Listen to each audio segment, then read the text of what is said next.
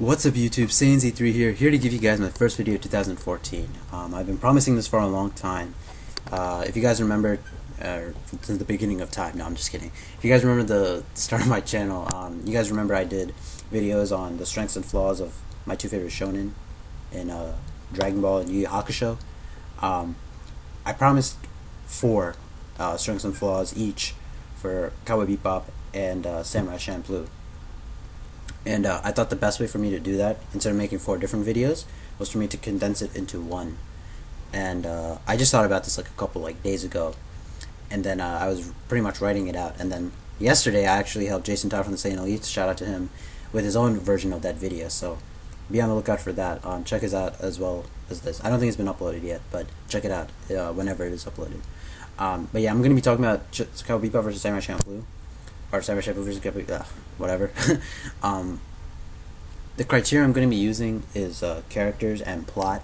I'm not really going to be looking at action, music, animation, that sort of thing, because I feel like that's all subjective. I think that's really all that stuff really depends on a person's opinion, and it's not something that I can really criticize or be critical about. I think that's just something that people's opinions have to determine. So I'm pretty much going to be talking about the plot and the characters, those two things only. And let's just jump right into it. The main cast. I think the fundamental difference between the main cast of Champloo versus Bebop is that Champloo is a little more newer slash fresher, in the sense that they get the chance to develop, and Bebop's crew is a little more pre-established. And so what I mean by that is that Champloo's main cast actually changes in terms of what they believe in, what their beliefs are, and how they grow to care for one another. I think those are the two things that really are developed and that change throughout the series. Mugen and Jin make their first friends after being pretty much brought up harshly. Mugen, of course, with the Ryukyu Islands, a lot of crime, a lot of killing, a lot of violence, and that pretty much is implied to be the basis for his vagrant attitude, and why he doesn't really care for lasting relationships. Jin is pretty much the same way. He was so skilled from an early age that he became distant when he was a kid, and he was forced to kill his own master and became a Ronin. And by his own admission, he says that he lives solely for himself. And both these things change towards the end of the show, where we see that Mugen and Jin genuinely care for one another, as well as Fu.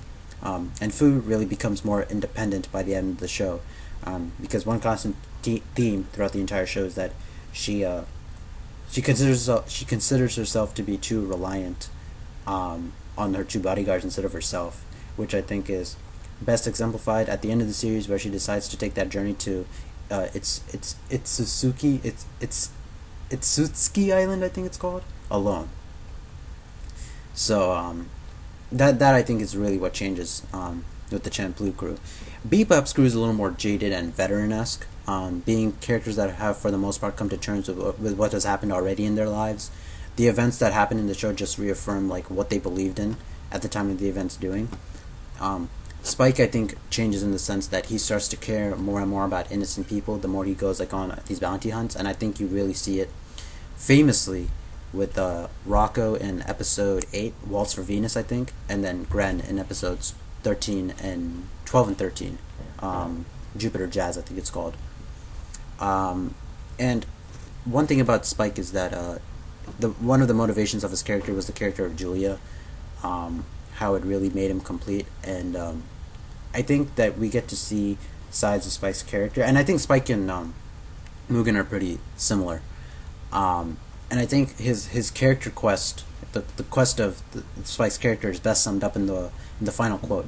One of his final quotes in the last episode: "I'm not going there to die. I'm going to find out if I'm really alive." Meaning that whether all this stuff that he did for Julia was actually worth it. Spike pretty much confronts his past at the end of the series, and Spike also, I think, has implied guilt by what he did to Vicious, by cheating with Julia and how he betrayed the Syndicate. So I think he's similar to Mugen in a lot of respects. Same thing with Jin and Jet. Jet was pretty much betrayed by his partner Fad and was walked out on by his ex-lover, and his old-fashionedness is something that sticks with him, as he left the ISSP because of his corruption, and he has a sense of duty that sticks with him even when he's bounty hunting, which is very similar to Jin. Jin also has a sense of justice, even though he's a samurai. and he's become a Ronin. He carries that justice in his own way and what he thinks is right. And I think he's very similar to Jet because of that. Because not only that, he is old fashioned and he's very calm and stoic. Um, and like Jin, he also seems to value companionship, as he seems disgruntled every time the crew like splits up or leaves. Um, I'm talking about Jet there.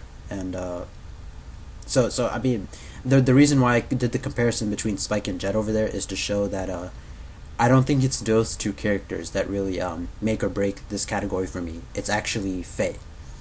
I think she's like pretty much the tiebreaker for me.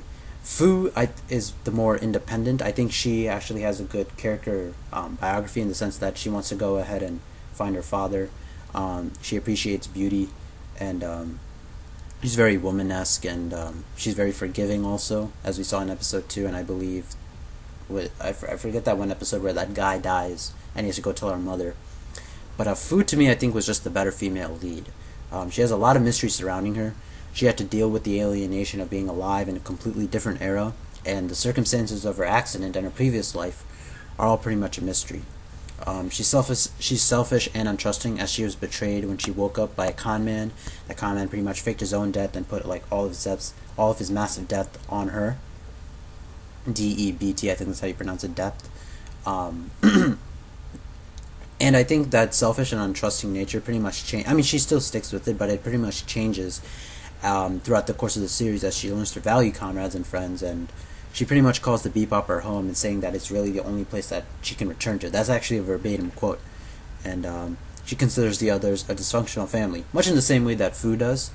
But I think that the hinted romantic relationship between Spike and her, and the interesting dynamic, seeing her as a child who was very innocent, when we saw like the videotape of her as a child, I think those two things, plus how she changes throughout the series, I think is much more compelling than what happens with Fu. Even though I don't think Fu is a bad character, I think Fu is a great character, but I think that what Faye does, I think she's pretty much the tiebreaker for me in determining which main cast is better. So I'm gonna go with. Oh, and I guess I could talk about Edward real quick. Ed is sort of like your fun character, and Ein, who is meant to be, sort of like comic relief. Ein is closest with her, and also hesitates to join her father when he asks her to come with him. Because right after that, he leaves with his assistant to go change like meteorites or something.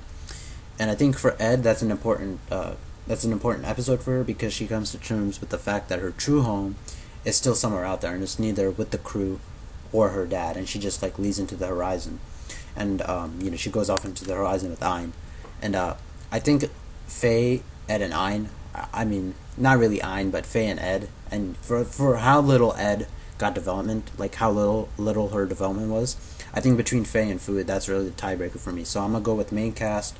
I'm gonna go with Bebop. The next thing I want to talk about is the villains. I'm gonna say it right off the bat. I think Vicious was the best villain out of both series. The only two villains, well, not the only two, but I think the two best villains from Samurai Champloo was Sarah and Karya Kagatoki, who really only showed up towards the end. They're really the only ones who stuck out in my mind in terms of them being like very intimidating. Sarah, I think, is a more human villain than either Vicious or Karya Kagatoki, because she lost her son, and she's pretty much powerless against the government for what they did. And she technically had the potential to beat both Mugen and Jin. Karya Kagatoki is always up for a challenge and is loyal to the government. He's pretty much the hand of God, the divine hand, if you guys watch the subs. And I think both these things, the fact that they could pretty much own both Mugen and Jin, made him pretty intimidating.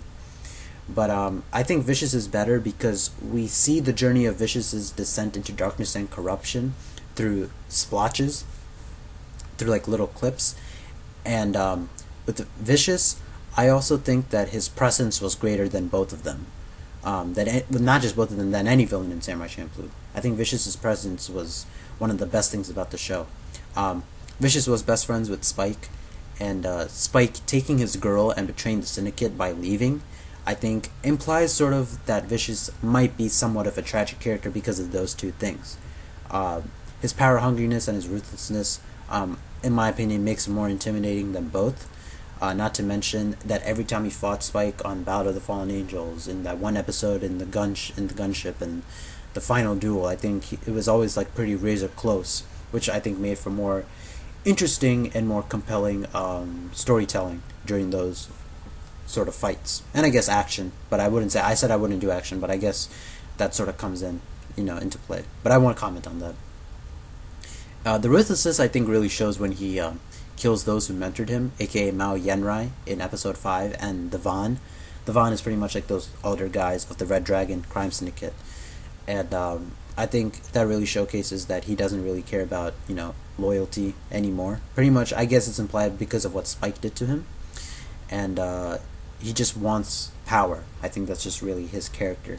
And the flashback with Gren when we see him on Titan, and what he did to Gren by giving him that little Julia sort of like it was a little I don't know the name of the instrument, but it's some tool. The song is called Julia, and it blows up like when it's finished playing. And I think that really just showcases his power hungriness and his ruthlessness and just the no fucks given attitude that he has. And I think all those things put together put him over Sarah, and Karya Kagatoki. So for villains, and not to mention, it's not only vicious. Udai Taxum I thought was a pretty intimidating villain. Not saying that Champloo has bad villains, because like I said, Sarah and Karya Kagatoki and Yukon in episode 10, Lethal Lunacy, they're all good. But I thought that Vicious and probably Udai Taxum, who was the assassin that was a part of Jet losing his arm in episode 15, Black Dog Serenade, or I think that's what it's called. I think those two really do it for me in terms of villains. So for villains, I'm also going to go with Bebop. Plot and story, I think, is a different story. Or, yes, no pun intended. I think Champloo's story is better. It takes Bebop's... and, both of them have episodic natures, but it takes Bebop's episodic nature and adds a central plotline / goal to it. While also incorporating Bebop's theme of coming to terms with your past, which is one of the major themes in Cowboy Bebop. It also draws on ancient history by incorporating Miyamoto Musashi, the societal view of love and homosexuality between samurai, and the European influence that the Dutch had on the Japanese. And like Bebop, it deals with like a lot of like big themes and societal issues and government issues and stuff, like the whole weed episode, where it was pretty much like a representation of those who want pot to be legalized, what it means to be truly equal, the whole baseball game, how that comes into play. And Bebop does that too. Heavy Metal Queen, I think, is one of the biggest things. The pop culture reference in Bebop with Kareem Abdul-Jabbar in episode 2. I can point out a lot more, but I think Champloo's is better because it draws on actual history, and it takes Bebop's episodic nature and adds like a central storyline to it, and also incorporates Bebop's theme of coming to terms with your past. However, I think that it's not supremely better. With Bohemian Rhapsody in episode 14 of Cowboy Bebop, we see that it adds backstory to the universe of Cowboy Bebop, as we see what happened with Earth, what happened to Earth in terms of the hyperspace gate, and how one guy was pretty much responsible for the entire devastation of Earth. And we don't really get that kind of backstory in Samurai Champloo, even though it is historical.